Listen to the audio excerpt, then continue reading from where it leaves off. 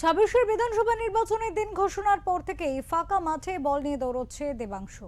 পিছনে বাম প্রার্থী বিজেপি নেতৃত্বদের একাংশের মধ্যেও কান পাতলেই শোনা যাচ্ছে কবে প্রার্থী ঘোষণা করবে দল। এতে বিজেপির দলীয় কর্মীদের মনোবল ভাঙছে। আর এ নিয়ে বিজেপিকে খোঁচা দিতেও ছাড়েনি তৃণমূল প্রার্থী দেবাংশু। তিনি বলেন, প্রচারে বেরিয়ে মানুষের বিপুল সাড়া পাচ্ছি। এখনো পর্যন্ত আমার একটাই দুঃখ, ফাঁকা মাঠে একা বল নিয়ে দৌড়চ্ছি। উল্টো দিকে টিমের প্লেয়ার কে কারা সেটাও জানি না। ফাঁকা মাঠে একা বল নিয়ে দৌড়চ্ছে, উল্টো দিকের টিমের প্লেয়ার কে, উল্টো দিকের টিমের প্লেয়ার কারা সেটাও জানি না। কারণ প্রথম কথা, মেন প্লেয়ার কে সেটা জানি না। এখন মেন প্লেয়ারের ওপর ওদের আবার নির্ভর করবে বাকি টিমের 10 জন প্লেয়ার কে হবে। আর মেন প্লেয়ার যদি অন্যরকম হয় তাহলে 10 জন প্লেয়ারের মধ্যে হয়তো আবার 5 জন থাকলোই না মাঠে। তো সেই জায়গা থেকে দাঁড়িয়ে এটা একটা প্রশ্ন, সেই প্রশ্নটা আমিও খুঁজছি। আপনাদেরও ডাকা, আপনাদের থেকে যদি জানতে পারা যায়